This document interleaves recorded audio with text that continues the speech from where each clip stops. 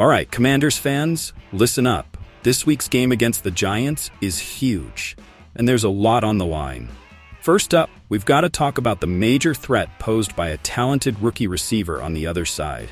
This kid already burned us once. If we want to come out on top, Quinn's squad has to pull out all the stops to keep him in check.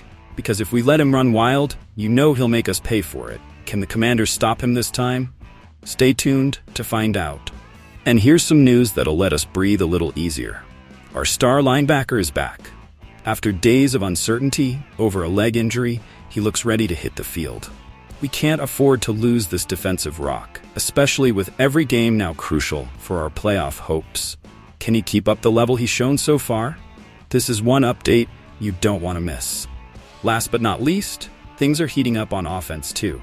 Our starting running back is questionable with an injury, and the team's made a last-minute call to bring in some fresh legs. A promising young talent from the practice squad has been elevated, ready to make his debut. This move could shake things up for our offense. Could he be the spark we need? So don't wait. Subscribe to the channel and hit like, so you don't miss a second of this crucial showdown.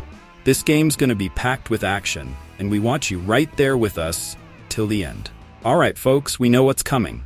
Facing off against Malik Nabers in Week 9. And let me tell you, this rookie has already earned his spot among the big names. Remember Week 2? Yep, you saw it. He tore us apart with 10 catches, 127 yards, and a touchdown. Now I gotta ask, are we really gonna let that happen again? I don't think so. To take on Nabers, Coach Dan Quinn and defensive coordinator Joe Witt Jr. need to be sharp with their strategy. It's not just about covering him. It's about covering him right. What do I mean? Double coverage on every play. Just like that. Why? Because at just 21 years old, he's already the kind of receiver that makes teams rethink their whole game plan just to contain him. But hold up. We can't stick to the usual coverage. The key here is to keep Nabers guessing, to make sure he doesn't know where the next move is coming from. We could go zone or hit him with that double team. A corner glued to him, and a safety right over the top. It's not just about pressure, it's about making every step, every move as uncomfortable as possible. Now, Nabers is lethal on short routes and over the middle. That's his sweet spot.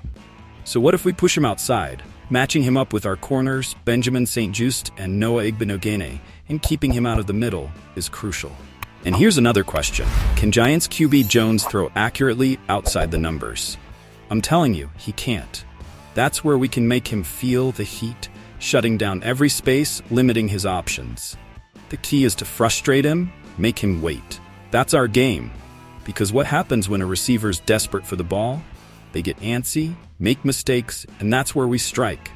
We know 37% of his catches this season have come on first downs, so if we can keep him from getting open early, that's where we'll find our edge.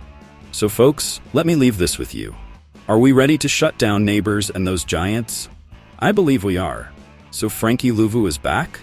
Let me tell you, this is the kind of news you want to hear in the middle of such a tough season. How many teams in Week 9 can say they have a linebacker like him, one who not only energizes the defense, but makes a difference on every key play? Not many. And that puts us in a real power position. But here's the thing, we all agree that the team is functioning well, largely thanks to Dan Quinn's strategic moves and the chemistry he's built in the locker room. But I ask you, can a defense really keep its level without such an essential player like Luvu being at 100%? Sure, he'll be on the field, but does that mean he'll be firing on all cylinders? At this point in the season, I think no one is completely healthy. However, just having him there, leading from the middle, is already a huge relief. Now, let me tell you this. The combination of Luvu with Bobby Wagner is undoubtedly one of the best linebacker duos in the league this year. These two have found a rhythm that intimidates opposing offenses. And the news that Luvu is good to go this Sunday against the Giants sends a message to the rest of the NFC East. We're not backing down. Because I assure you, when Luvu is on the field, this team plays with a whole other level of intensity. Of course, the Giants aren't exactly breaking records with their offense, and that might lead us to underestimate this game. But let's not kid ourselves. A divisional matchup in New York is always tricky. Luvu brings more than just skill. He embodies the never-give-up mentality, and that's what we need in a game like this. But here's another question for you. Can we really trust that Quinn will find a way to maximize Luvu's impact, even if he's not at 100% physically? Because it's not just about putting him on the field, it's about strategically positioning him to remain a constant threat. I believe Quinn has that plan up his sleeve, and it's clear he's learned to use Luvu similarly to how he utilized Micah Parsons in Dallas. But will it be enough for the Commanders to keep the pace and move to 7-2? Personally, I'll say this. I think this Sunday will be a definitive test of what this team truly means to us fans. It's not just a game, it's a statement of intent. We have the opportunity to solidify our position at the top and show the league that we mean business. Isn't that every fan's dream, to see their team fight until the end? So let me wrap this up with a question for all of you. Do you trust that Frankie Luvu and this defense can keep us at the top? Do you think we're ready to dominate the NFC East and make a run for the playoffs? Listen up, folks.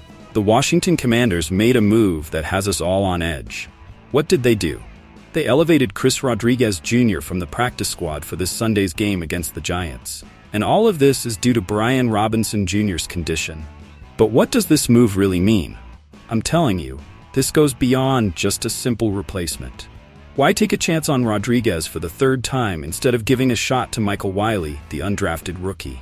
Let me ask you, is this just a game day move, or are they seeing something in Rodriguez that could be a quality insurance policy? We know Robinson Jr. is the starter, but he hasn't been 100%. First, it was a knee injury, and now, to top it off, he has a hamstring issue, right before a crucial game. Do you know what that means? It could come down to a last-minute decision, and I'm telling you, the team is playing it safe.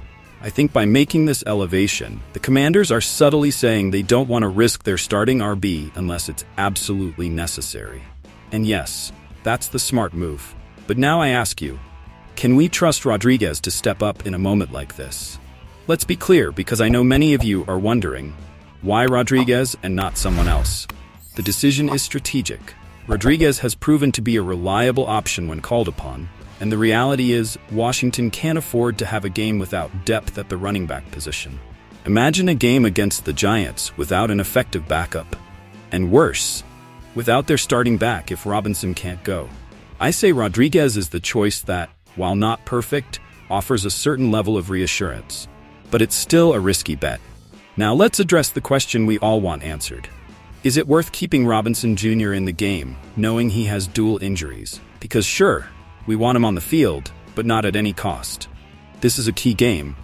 Yes, but losing him for a longer time due to an aggravated injury would be even worse. I'm telling you, I wouldn't be surprised if the team decides to limit his touches or even hold him back, especially if Rodriguez can step in without much trouble. But will they take the risk, or will they prefer caution? That's what I want to see. So here's my conclusion. The Commanders are playing it defensively here, and they have their reasons. Elevating Rodriguez is a safety net, but it also signals that they're not 100% confident in Robinson's recovery. And that, my friends, opens the door to some important questions. Should Robinson rest and give Rodriguez a chance to shine in a key game? Or will the team risk it and put their best man on the field despite the risks? I'll leave it there, Commanders Nation. I want to hear your thoughts. Would you risk Robinson Jr. or give Rodriguez the opportunity to step up? Leave your comments and join this fan community. All right, Commanders family.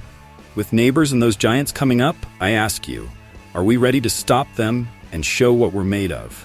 Drop your thoughts in the comments. I want to know if you trust our defense to come out victorious. And here's another one for you. What do you think about Frankie Luvu? Is he the guy we need to dominate the NFC East and fight for the playoffs? Share your opinions below because your voices matter. Finally, to everyone in Commanders Nation, would you risk Robinson Jr. or would you bet on Rodriguez? This is the time to be heard, and together we're building a family here on this channel. Subscribe, join our community, and let's keep supporting this team we love so much. And remember, hail to the Redskins.